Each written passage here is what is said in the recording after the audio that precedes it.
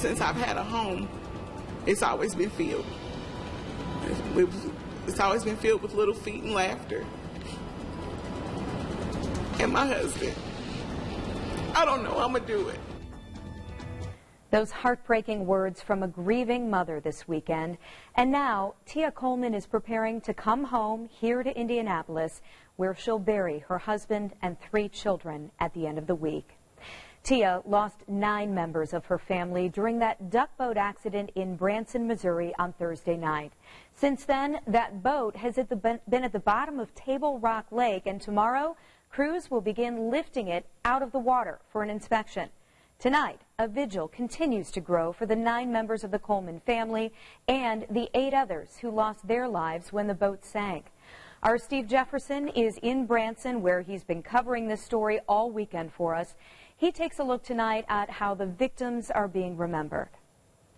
Since Branson is a popular vacation spot, people from all over the country and right here in the city are paying tribute to the victims as the community mourns the loss. There's not an hour that he is not near us, no, not one. Live music became part of the tribute to the victims of the duck boat tragedy in Branson. Jesus knows the Church of God traveled from both Oklahoma and Texas to show love. So we want to be here and in any way try to help those that are grieving, the community, all those that are affected by this.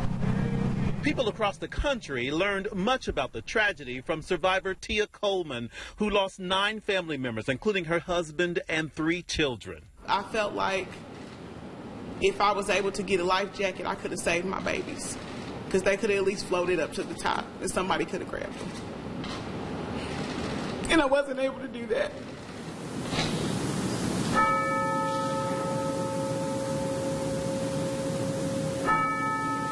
Tia's loved ones and the 8 other victims received honors during this memorial service at the College of Ozarks Sunday afternoon. It included the promise to keep them in their prayers and their hearts. You will always, always, always be a part of our family. And you will always remain in our hearts. We love you, and God bless. Now, as the family and friends prepare to celebrate the lives of those who died, people with the same vacation plans have reconsidered.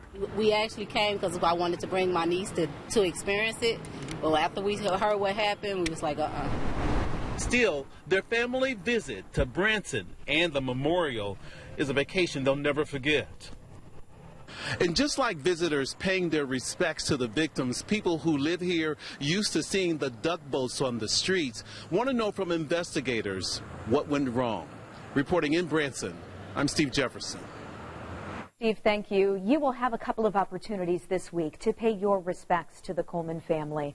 Tomorrow, there will be a prayer vigil at Mount Olive Missionary Baptist Church. That's on West 16th Street, and it gets started at 7 o'clock. Then on Friday, Grace Apostolic Church at 22nd and College will be hosting a celebration of life for Tia Coleman's husband and her 3 children. The viewing begins at 9 o'clock in the morning with their funeral to follow. People here in central Indiana and all across the country are helping the Colemans raise money they need for those funerals. So far, this is incredible. Their GoFundMe site has raised more than $415,000.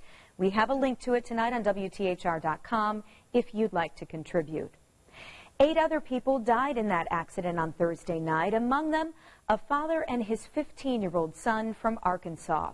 Our NBC affiliate in Little Rock reports that the boy's sister was on that boat too, but she survived. So did their mom, because she chose not to get on the boat ride.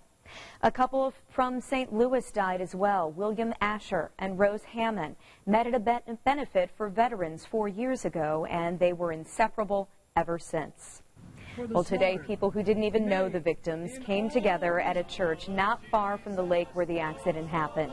They honored those lost, prayed for those who lived, and they also offered thanks for the first responders who jumped in to help that day. There are still a lot of questions tonight about what went wrong on the lake. The owner of that duck boat company insists that safety is their #1 priority, But a private inspector from the St. Louis area says they hired him to inspect the boats last year, and he claims that he told them he found design flaws that could cause the boats to sink. It's not the same World War II duck that you had back in the World War II days. Nowadays, the duck is stripped down, it's stretched, kind of like a limousine. It's got more space on the inside and obviously a canopy on the top, which makes them a death trap. Investigators also say at the time of the accident, the waves on the lake reached 4 to 6 feet with winds that were practically hurricane force. The NTSB has recovered surveillance video from the boat, and they hope that'll shed more light onto what happened. Of course, we will continue to cover this story as the community supports the Colemans this week and the investigation continues. We'll keep you updated on WTHR.com/duckboat accident as well as on our free news app. We are